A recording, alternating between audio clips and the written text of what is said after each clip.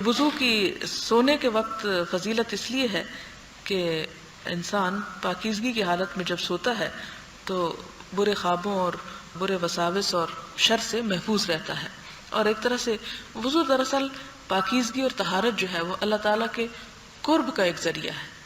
آپ کو یاد ہوگا کہ حدیث کی جتنی بھی کتابیں ہیں بڑی بڑی اور خاص طور پر سنن جو ہیں ان کی ابتدا ہی کتاب الطہارہ سے ہوتی ہے، کیونکہ طہارت اسلام میں سب سے پہلی ریکوائرمنٹ ہے، سب سے ضروری اور سب سے پہلی. آپ کو معلوم ہے کہ ایک شخص جب مسلمان ہوتا ہے، کفر سے اسلام کی طرف آتا ہے، تو پہلا مطالبہ جو اس سے کیا جاتا ہے وہ نہانے کا ہے کہ وہ نہا لے، پاک ہو جائے. اور جیسا کہ قرآن پاک میں آتا ہے قد افلح من تزکا وذکر اسم ربہ فصلی، کہ کامیاب ہو گیا وہ نمبر 1 جس نے پاکیزگی اختیار کی. اور تزکیہ میں جسمانی طہارت بھی ہے، صفائی بھی ہے اور روحانی بھی ہے. اور تزکیہ کے ساتھ ساتھ کیا کرے؟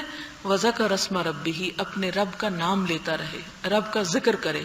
جب تک رب کا ذکر نہیں کرتا انسان کامیاب نہیں ہو سکتا. دنیا میں بھی کامیابی کے لیے ضروری ہے کہ انسان رب کو یاد کرے، جیسے کہ ایک حدیث میں آتا ہے کہ میں اپنے بندے کے اس وقت تک ساتھ ہوتا ہوں جب اس کے ہونٹ میرے ذکر میں ہلتے رہتے ہیں. اور تیسری کام فصلی، پھر نماز پڑھے. تو یہ کامیابی کی 3 شرائط قرآن پاک میں بتائی گئی، اور ان تینوں میں آپ دیکھیں کہ ذکر اور نماز بھی اسی وقت ہوتی ہے جب انسان پاک ہو. یعنی ویسے ذکر تو زبان سے انسان کچھ نہ کچھ پڑھ سکتا ہے، شرط نہیں ہے اس کے لیے وضو، لیکن اگر انسان ہر وقت طہارت کے ساتھ یا وضو کے ساتھ ہوتا ہے تو وہ اس کی کیفیت جو ہے اس کو رب سے قریب کر دیتی، کیونکہ رب پاک ہے، اللہ تعالیٰ پاک ہے، اس کی کتاب، اس کا نام پاک ہے. تو اس کے لیے انسان کے لیے بھی پسندیدہ یہی ہے کہ وہ بھی پاک رہے. اور پھر آپ دیکھیں کہ حضرت بلال کو ایک دفعہ حضور صلی اللہ علیہ وسلم نے فرمایا تھا کہ بلال آج کیا بات ہے کہ میں جنت میں اپنے آگے آگے تمہارے قدموں کی چاپ سن رہا تھا. تمہارا کیا عمل ہے جس کی وجہ سے تم جنت میں یعنی ایک طرح سے میرے سے بھی آگے جا رہے تھے، یعنی تیز تیز جا رہے تھے اور آگے آگے جا رہے تھے، کیا عمل ہے تمہارا؟